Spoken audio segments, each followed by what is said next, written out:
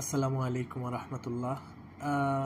বর্তমান সরকারের উপদেষ্টা এবং শ্রম মন্ত্রণালয়ের আসিফ নজরুল ইসলাম স্যারকে আমি অসংখ্য ধন্যবাদ জানাই। তিনি প্রবাসীদের জন্য যে উদ্যোগ নিয়েছেন, আসলে এটা অকল্পনীয় আমাদের পাওয়া এবং অসম্ভাবনীয় পাওয়া। উনি আমাদের জন্য যা করেছেন, তবে ওনার কাছে আমার একটা রিকোয়েস্ট, যে উনি বলেছেন যে বাংলাদেশের যত রেমিটেন্স যোদ্ধা আছে তাদের জন্য একটা রেমিটেন্স যোদ্ধাদের ভাতার একটা ব্যবস্থা করবেন।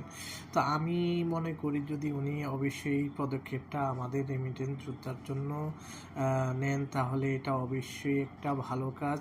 এবং এর জন্য উনি হয়তো আরেকটা জিনিস করতে পারেন, যে আমরা বর্তমানে যারা রেমিটেন্স যোদ্ধারা সৌদি আরবে বা বিভিন্ন দেশে আছি, তাদের কাছ থেকে প্রতি মাসে একটা ফি নিতে পারেন। ঠিক আছে, তার জন্য অবশ্যই আমরা রাজি আছি।